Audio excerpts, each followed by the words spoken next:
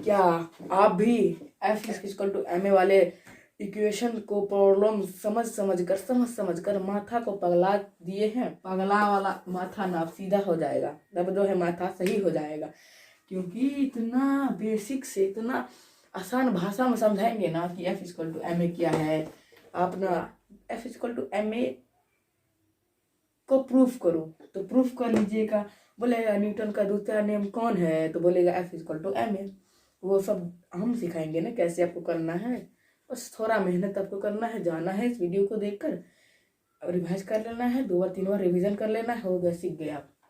Concept clear, concept तो clear हो जाएगा, अब तो कोई भी डाउट नहीं बचेगा। Concept is 100% clear.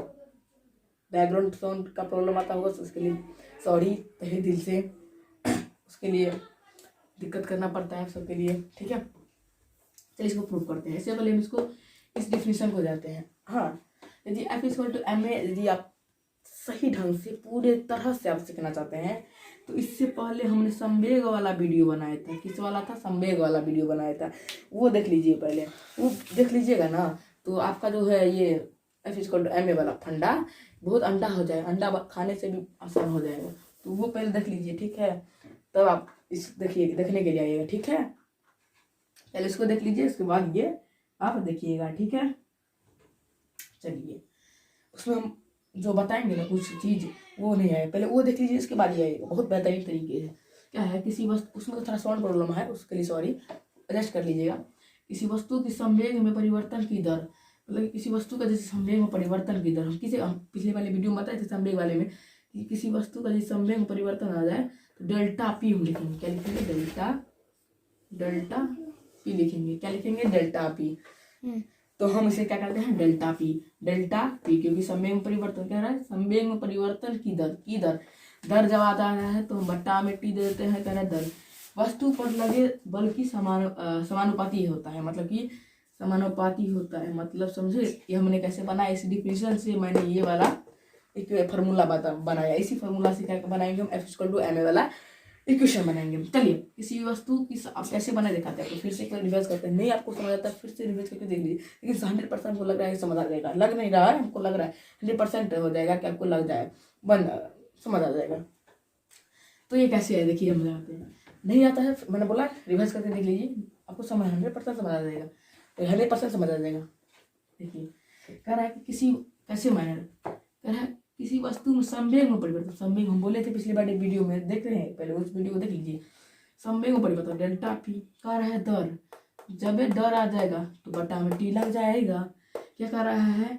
दर वस्तु पर लगे बल लग रहा है, समानुपाती माने ये होता है, समानुपाती का चिन्ह ये होता है, होगा, मतलब कि कह रहा है कि समानुपाती बल, मतलब कि बल के समानुपाती ये बल है, ये समानुपाती है, ये संवेग परिवर्तन, ये दर। मैंने सभी को डिफिनीशन में 1-2 बार समझ पढ़िएगा तो आपको खुद आप टीचर बन जाइएगा। देखिएगा पढ़ के, किसी वस्तु पर संवेग में परिवर्तन की दर, पहला दे दिए दर, यहाँ पर दे दिए हैं वस्तु पर लगे बल समानुपाती होगा। समानुपाती माने क्या होता है? समानुपाती को समझिए। मान लीजिए कोई एम है, कोई एम वस्तु है, उसके समानुपाती y है, ठीक है।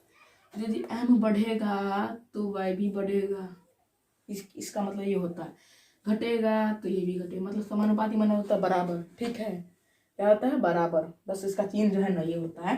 अब बोलेंगे सर बराबर के ये क्यों लीजिए, तो समानुपाती दिया हुआ है तो समानुपाती हम लिखेंगे कि बराबर लिखेंगे, जो लिखा है उसको ही करेंगे, ठीक।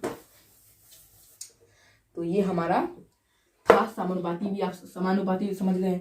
चलिए अब इसको हम करते हैं सॉल्यूशन और पाते हैं आंसर। चलिए इसको इरेज कर देते हैं। देखिए मान लीजिए कोई वस्तु है m, जो भी u वेग से क्या है, u वेग से चल रहा है। अब वो जाता है m v हो जाता है, m u हो जाता है, ये भी है u है, ठीक है। m v और m u, तो हो इस दोनों में अंतर क्या आया समझिए। मैं आसान भाषा में समझा रहा हूँ, इसका फॉर्मूला निकालने के लिए, समझिए। इसको इरेज कर दें, अपना लिख लीजिएगा, आप लिख लीजिएगा, जितना भी चीज़ लिखाते हैं ना वो लिख लीजिए करिए आप सब। मेरी भी तेज हो गया रे, यहाँ पर लिखिए, कोई बात नहीं। कोई एम वस्तु है, यू वेग से चल रहा है, नहीं हो जाता हूँ, यू वेग से चल रहा है, कोई वस्तु है वी वेग से चल रहा है, दोनों परिवर्तन क्या है, परिवर्तन क्या हुआ, मैंने बोला था परिवर्तन का यही वाला जो फॉर्मूला हम लिखाए थे। तो M1 MV और MV इसमें परिवर्तन क्या हुआ, तो परिवर्तन क्या हमें बताए थे, डेल्टा पी बटा टी बताए थे ना। अब इसको परिवर्तन क्या करते हैं, इस दोनों में परिवर्तन क्या है, फास्ट लगे वीडियो तो स्लो कर लीजिएगा प्लीज। MU और V वेग चल रहा था, ठीक है। इसमें परिवर्तन क्या हुआ, परिवर्तन क्या हमें पता है कि P ये क्या होगा, हम इसे मान लेते हैं P1 बराबर। चलिए तो इसको MU और V से क्या करता है, परिवर्तन क्या है, तो हमें ये पता है कि ये, ठीक है। अब इसमें परिवर्तन लाएंगे, परिवर्तन हमें इसे मान लेते हैं P1 बराबर MU, P2 बराबर MV हो गया। हमको पता है कि यदि परिवर्तन को हमें नापना है तो अंतिम जो होगा प्राथमिक उससे हमें घटाना पड़ता है, तो अम3 हो गया और प्रथम P1 हो गया। इसको क्या करना है, बटा टी लगाना है, समानुपाती F से होगा। अब क्या होगा, समानुपाती F से होगा, P2 का मान कितना दिया हुआ है, P2 का मान दिया हुआ है MV माइनस P1 MU बट्टा टी। अब देखिए क्या हम M को कॉमन ले सकते हैं, ले सकते हैं, यहाँ भी गुना हो रहा है, यहाँ भी गुना हो रहा है, यहाँ M है, यहाँ भी M है, तो M को कॉमन ले सकते हैं, ठीक, ये हो जाएगा, ठीक है। दूसरा नीचे में लिख लीजिएगा, मैंने जगह नहीं था इसीलिए मैं इस तरह लिख लिया, ठीक है। इसके बाद आप क्या करिएगा, F समानुपाती M common V minus U बट्टा टी आ जाएगा। अब देखिए इस चीज से आपको कुछ याद आता है नेक्स्ट चैप्टर का, या एक्सलेशन त्वरण वाला जो फॉर्मूला है A equal to V minus U बट्टा टी, ये वाला फॉर्मूला आपको पता है, याद होगा। ये वाला फॉर्मूला को अभी यूज करने वाले हैं, कैसे यूज करेंगे, ये देखिए ए की जगह पर हम इसकी जगह पर ए ले सकते हैं, क्यों ले सकते हैं, ए का मान है V माइनस U बटा टी, तो हम ए ले सकते हैं, तो यहाँ पे F समानुपाती M गुने ए हो जाएगा। अब है वैसे ए भी लिख सकते हैं, गुना लिखिए या ए लिखिए, ठीक है। अब देखिए यहाँ पे बट्टा, ये इसको हटाना है, अब हटेगा कैसे, हटा दिए, अब ये हटाएंगे तो क्या आ जाएगा, कि क्या हो जाएगा, क्या आपका कांस्टेंट हो जाएगा, नियतांक हो जाएगा, ठीक है, KMA हो जाएगा, F इक्वल टू KMA, ठीक है, F इक्वल टू KMA हो जाएगा। अब इसको MA बनाना है, कैसे बनाएंगे, तो हमको पता है 1 न्यूटन बराबर क्या होता है, 1 K होता है। तो यदि मान लीजिए कि 1 हो गया क्या, 1 किलोग्राम, 1 किलो हो गया मास, 1 किलो मास में 1 मीटर पर सेकंड स्क्वायर से त्वरण पर सेकंड स्क्वायर पे 1 किलो मास पे 1 मीटर पर सेकंड स्क्वायर से क्या लग रहा है, क्या लग रहा है पता है, वेग लग रहा है, ठीक है, वेग लग रहा है ना, त्वरण लग रहा है ना, त्वरण लग रहा है। तो हम यहाँ पे के तो के रहेगा ही, गुना 1 क्या हम एक गुना करेंगे, के को इधर दे देते हैं, ठीक है, के को इधर दे देते हैं, तो F इक्वल टू 1 के हो जाएगा, मतलब कि 1 के हो जाएगा, F इक्वल टू 1 के। तो क्या हम M को 1 से गुना करने पर, A को 1 से गुना करने पर कुछ होगा, नहीं होगा ना, इसका मान नहीं बढ़ेगा ना, तो क्या हम इसको सीधा सीधी F इक्वल टू MA लिख सकते हैं, जरूर लिख सकते हैं। सीधे नहीं हुआ, आपको समझ नहीं आया तो फिर से एक बार वीडियो रिपीट कर लीजिए, हाँ नहीं समझ आया तो पार्ट 2 का इंतजार कीजिए, किसका, पार्ट 2 का, यहाँ पे पार्ट 2 दिख रहा है ना, यहाँ पे पार्ट 2 में क्या कराएंगे, इसके रिलेटेड कुछ बातें हैं, और आपको न्यूटन का हाथ से न्यूटन नाप सकते हैं आप, नापना सिखा देंगे नेक्स्ट वीडियो में, न्यूमेरिकल सिखलाएंगे नेक्स्ट वीडियो में, इसके रिलेटेड समझ आ जाएगा कि कहाँ कहाँ प्रयोग होता है। F इक्वल टू MA क्या है, मैंने बता दिया कि F इक्वल टू MA क्या है, किस तरह किस फार्मूले से क्या कैसे बना, ये मैंने इस पार्ट 1 वीडियो में बना दिया है।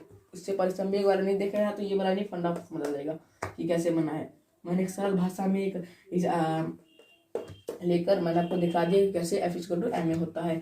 आप के नहीं दोगे ना सीधे, आप MA आप वैसे कोई प्रूव करने के लिए के नहीं दोगे सीधे, ये भी इसके बराबर होता है, तो कहेंगे कि हम इसके जगह पर 1 रख लिए, मतलब कि 1 न्यूटन बराबर क्या होता है, 1 के होता है, ये समझ लीजिएगा, ठीक है ना, ये होता है। तो आप ये भी कर सकते हैं कि कभी भी हम मास को या इस त्वरण को 1 से गुना करने पर कोई उसमें ना परिवर्तन नहीं होता है, इसीलिए हम सीधे MA लिख देते हैं।